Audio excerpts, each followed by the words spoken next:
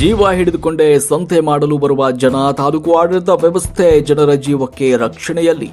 ರಾಷ್ಟ್ರೀಯ ಹೆದ್ದಾರಿಯಲ್ಲಿ ಹಂಪ್ ಇಲ್ಲ, ಸೂಚನಾ ಫಲಕವಂತೂ ಇಲ್ಲವೇ ಇಲ್ಲ. ಸೋಮವಾರ ಸಂತೆ ಅಂದರೆ ತಾಲೂಕಿನಲ್ಲಿ ಜನಸಂದಣಿ ಜಾಸ್ತಿ ಆಗುವುದು ಸಹಜ. ಜನಜೀವನ ಹಿಡಿದುಕೊಂಡು ಸಂತೆ ಮಾಡುವುದು. ಚಿಕ್ಕನಾಯಕನಹಳ್ಳಿ ತಾಲೂಕಿನ ಪ್ರತಿ ಸೋಮವಾರ ಕುರಿ, ಮೇಕೆ ಹಾಗೂ ರೈತರು ಬೆಳೆದ ತರಕಾರಿಗಳು ಸಂತೆ ಜೋರಾಗಿರುತ್ತೆ. ಇದಕ್ಕೆ ಹೊಂದಿಕೊಂಡಂತೆ ರಾಷ್ಟ್ರೀಯ ಹೆದ್ದಾರಿ 150 ಸೇರಿಕೊಂಡಂತೆ ಎಪಿಎಂಸಿ ಯಾರ್ಡ್ನಲ್ಲಿ ಸಂತೆಗೆ ಜಾಗ ನೀಡಿದ್ದು ಜನರು ಜೀವದ ಜೊತೆ ಚೆಲ್ಲಾಟವಾಡ್ತಿದೆ ತಾಲೂಕು ಆಡಳಿತ ವ್ಯವಸ್ಥೆ. ರಾಷ್ಟ್ರೀಯ ಹೆದ್ದಾರಿ ಆಗಿರೋದ್ರಿಂದ ಬೃಹತ್ ಗಾತ್ರದ ವಾಹನಗಳು, ಬಸ್ಗಳು, ಕಾರುಗಳು ಸಾಮಾನ್ಯವಾಗಿ ಬರ್ತವೆ. ವೇಗವಾಗಿ ಬರುವ ವಾಹನಗಳಿಗೆ ಈ ರೀತಿಯ ಸೂಚನಾ ಫಲಕವಾಗಲಿ, ಸಿಗ್ನಲ್ಗಳಾಗಲಿ ಈ ರಸ್ತೆಗೆ ಇಲ್ಲ. ರಸ್ತೆ ದಾಟುವಾಗ ಜೀವವನ್ನ ಕೈಯಲ್ಲಿ ಹಿಡಿದುಕೊಂಡೇ ರಸ್ತೆ ದಾಟುವಂತಹ ಪರಿಸ್ಥಿತಿ ಅಲ್ಲಿನ ಜನರಿಗೆ ಉಂಟಾಗಿದೆ. ಜೊತೆಗೆ ಪಟ್ಟಣದಿಂದ 1 ಕಿಲೋಮೀಟರ್ಗೂ ಅಧಿಕ ದೂರವಾಗುವ ಎಪಿಎಂಸಿ ಯಾರ್ಡ್ ಜನರಿಗೆ ಓಡಾಡಲು ಕಷ್ಟವಾಗ್ತಾ ಇದೆ ಅಂತ ಮಾಧ್ಯಮದ ಮೂಲಕ ಸಾರ್ವಜನಿಕರು ತಮ್ಮ ಅಳಲನ್ನ ತೋಡಿಕೊಂಡಿದ್ದಾರೆ. ವರದಿ ಶ್ರೀರಂಗ, ಚಿಕ್ಕನಾಯಕನಹಳ್ಳಿ. ನಮ್ಮ ಪಾಡಿ ನಾವಿದೀವಿ, ನಮ್ಗೆ ಯಾಕೆ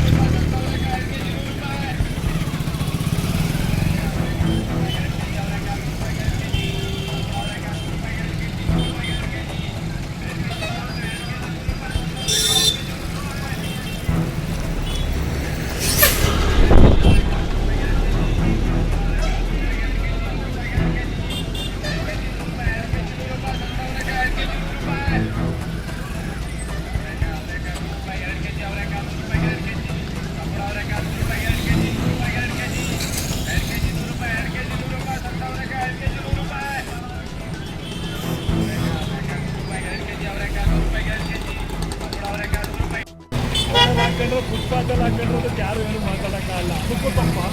ಅಣ್ಣ ಇದು NH ಹೈವೇ. ಮಾತಾಡಿ, ನೀನು ಹೇಳು.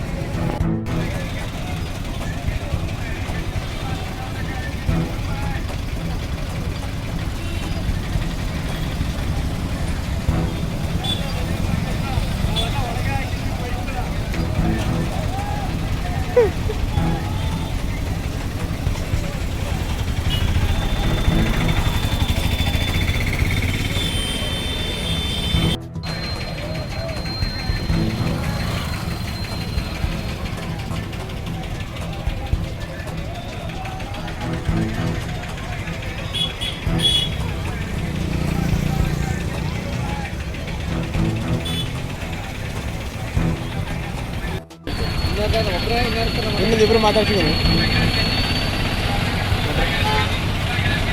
ಯಾವ ಚಾನಲ್ ಸರ್ ನೀವು?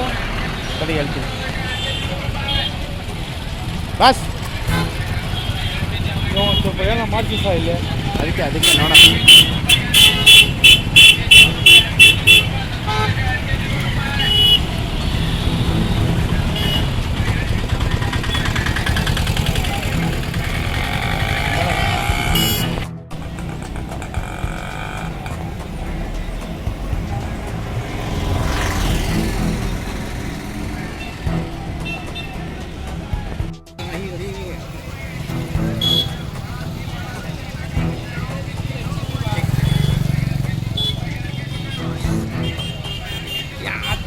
ಯಾರು ಸಮಣ ಚಿಕ್ಕನಾಯಕನಹಳ್ಳಿ ಬಿಟ್ಟು ಗ್ರೂಪ್ಗೆ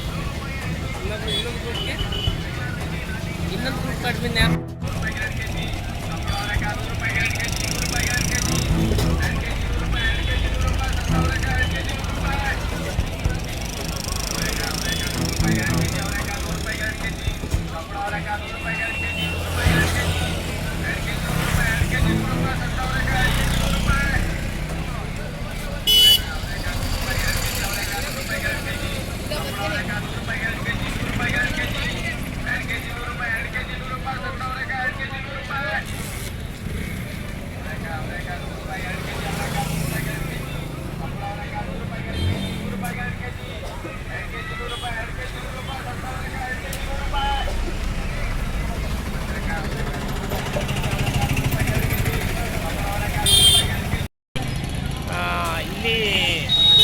ಸಂತೆಗೆ ಬಂದು ನೋಡ್ದು ಇಲ್ಲಿ ಕಿರಿಕಿರಿ ಮತ್ತು ಇಲ್ಲಿನ ವ್ಯವಸ್ಥೆ ನೋಡಿದರೆ ತುಂಬ ಬೇಸರವಾಗುತ್ತೆ. ಏಕೆಂತಂದರೆ ಚಿಕ್ಕ ಮಕ್ಕಳು ಓಡಾಡ್ತಾರೆ, ದೊಡ್ಡವರು ಓಡ್ತಾರೆ. ನೋಡ್ರಿ ಕಾರ್ ಪಾರ್ಕಿಂಗ್ ನೋಡ್ರಿ, ಇಲ್ಲಿ ಕಾರ್ ಪಾರ್ಕಿಂಗ್ಗಳು ಬರ್ತವೆ. ಈ ಥರ ವ್ಯವಸ್ಥೆ ಆಗುತ್ತೆ. ಇದಕ್ಕೆ ತಾಲೂಕು ಆಡಳಿತ ಸೂಕ್ತ ವ್ಯವಸ್ಥೆನ ಗಮನ ಹರಿಸಿ ಸೂಕ್ತ ವ್ಯವಸ್ಥೆಯನ್ನು ಮಾಡಬೇಕು. ಮತ್ತು ನಗರ ಪ್ರದೇಶಕ್ಕೆ ಹತ್ತಿರವಾಗುವಂಥ ಅವಕಾಶವೇನಾರ ಇದ್ದರೆ ಅದನ್ನು ತಾಲೂಕು ಆಡಳಿತ ಟೌನಿಂದ ಎಷ್ಟು ದೂರ ಆಗುತ್ತೆ ಇಲ್ಲಿಗೆ? 1 ಕಿಲೋಮೀಟ್ರ್ ಆಗುತ್ತೆ ಅನ್ಸುತ್ತೆ, ಕರೆಕ್ಟಾಗಿ 1 ಕಿಲೋಮೀಟ್ರ್. ಟೌನಿಂದ APMC ಅಡಿಗೆ ಮಾಡ್ತಿದ್ದಾರೆ. 1 ಕಿಲೋಮೀಟ್ರ್ ಮಾಡ್ತಾ ಇದ್ದಾರೆ. ಅಂದರೆ ತುಂಬ ಕಿರಿಕಿರಿ ಆಗೋಂಥ ವ್ಯವಸ್ಥೆ ಹಿಂಗೆ. ಇದಕ್ಕೇನಾರ ಅಲ್ಲಿನ ಅಧಿಕಾರಿಗಳು ವ್ಯವಸ್ಥಿತವಾಗಿ ಗಮನಿಸಿ ಸೂಕ್ತ ವ್ಯವಸ್ಥೆಯನ್ನು ಜನರಿಗೆ ಕಲ್ಪಿಸಿಕೊಡಲಿ ಅನ್ನೋದು ಒಂದು ನಮ್ಮ ಮನವಿ. ಸರ್ ಯಾವರು? ಬಲ್ಲೇನಹಳ್ಳಿ ಸಂತೆಗೆ ಬಂದಿದ್ದೀರಲ್ವಾ? ಇಲ್ಲಿ ದಾಟಗಾರು ಓಡಾಡ್ಬೋದಾ? ಬಹಳ ತೊಂದರೆ ಆಗ್ತದೆ ಸರ್ ಇಲ್ಲಿ. ಹಾಂ, ಇಲ್ಲಿ ಅತ್ತೆ ಓಡಾಡೋಕ್ಕೆ ಎಲ್ಲ ಮಕ್ಕಳು ಮಹಿಳೆಯರಿಗೆಲ್ಲ ತೊಂದರೆ ಆಗ್ತಾ ಇದೆ. ಈ ಹೈವೇ ಆಗಿರೋದ್ರಿಂದ ಕಷ್ಟ ಆಗುತ್ತೆ ಅಂತೀರಾ? ತೊಂದರೆ ಆಗ್ತದೆ ಸರ್. ಇಲ್ಲಿ ಓಡಾಡೋಕ್ಕೆ ಕ್ರಾಸಿಂಗ್ ಏನಿದೆ ರೋಡ್ ಇಲ್ಲ, ಒಳಗಡೆ ಹೋಗೋಕ್ಕೆ ಓಡಾಡೋಕ್ಕೆ ಸ್ವಲ್ಪ ಕಷ್ಟ ಆಗ್ತಾ ಇದೆ. ಸಂತೆ ದಿವಸ ಅಲ್ಲಿ ಪೊಲೀಸರು ಇರಬೇಕು ಅಂತೀರಾ? ಹ್ಞೂ ಸರ್, ಖಂಡಿತ ಇರಬೇಕು. ಇಲ್ಲಿದ್ರೆ ಸ್ವಲ್ಪ ಕಂಟ್ರೋಲ್ ಮಾಡಿ ಗಾಡಿ ವೆಹಿಕಲ್ಸ್ ಎಲ್ಲ ಕಂಟ್ರೋಲ್ ಮಾಡಿ ಬಿಡ್ಬೋದು. ಅಪಘಾತಗಳೆಲ್ಲ ಕಂಟ್ರೋಲ್ ಆಗುತ್ತೆ. ಹಾಂ, ಏನಾದ್ರು ಅಪಘಾತ ಆಗ್ತವೆ ಅಂತೀರಾ? ಖಂಡಿತ ಆಗ್ತದೆ ಸರ್. ಈ ಥರ ಯಾರು ಗೊತ್ತಿಲ್ಲ ಅಂದರೆ ಸಿಗ್ನಲ್ ಇರಲ್ಲ, ಏನಿಲ್ಲ. ಹಾಂ, ಪೊಲೀಸರ ಇದ್ರೆ ಸ್ವಲ್ಪ ನೋಡಿ ಬಿಡ್ಬೋದು ಅಂತ.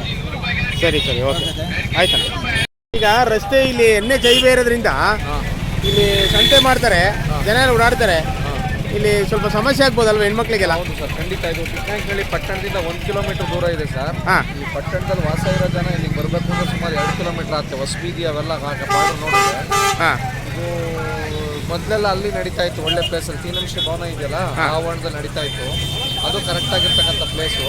ಇದು ಅವೈಜ್ಞಾನಿಕ, ಇದು ತುಂಬ ದೂರ ಆಯಿತು. ಮತ್ತು ಇಲ್ಲಿ ಕಿರಿಕಿರಿ ಆಗ್ತಾ ಇದೆ. 2 ರೋಡ್ ಸೈಡು ಫುಟ್ಪಾತಲ್ಲೆಲ್ಲ ಅಂಗಡಿ ಇಟ್ಕೊಳ್ಳೋದ್ರಿಂದ ಭಾಳ ಕಿರಿಕಿರಿ, ಯಾರಿಗೇನು ಉಪಯೋಗ ಆಗ್ತಾ ಇಲ್ಲ. ಆದರೆ ಹಳ್ಳಿ ಕಡೆಯಿಂದ ಬಂದವರು ಮತ್ತೆ ಈ ಕಡೆಗೆ 30 ರೂಪಾಯಿ ಆಟೋಗೆ ದುಡ್ಡು ಕೊಟ್ಕೊಂಡು ಬರಬೇಕು. ಓಕೆ, ಇದು ಎಲ್ಲರಿಗೂ ಯಾರಿಗೂ ಕೂಡ ಓಕೆ ಆಗಿರೋ ಜಾಗ ಅಲ್ಲ. ಇದು ಸಂಬಂಧಪಟ್ಟ ಅಧಿಕಾರಿಗಳಾಗಿರ್ಬೋದು, ಯಾರು ಇದನ್ನ ಸಂಬಂಧಪಟ್ಟವರು ಇದನ್ನು ಸೂಕ್ತವಾದಂಥ ಕ್ರಮ ತಗೋಬೇಕು. ಎಲ್ಲರಿಗೂ ಎಲ್ಲ ಜನದಂಡನೆ ಇರ್ತಕ್ಕಂಥ ಪಟ್ಟಣದ ಮಧ್ಯಪ್ರದೇಶದಲ್ಲಿ ಎಲ್ಲರೂ ಸಂತೆ ವ್ಯವಸ್ಥೆ ಮಾಡಬೇಕು ಅಂತ ನಾನು ಕೋರ್ತಾ ಇದ್ದೀನಿ.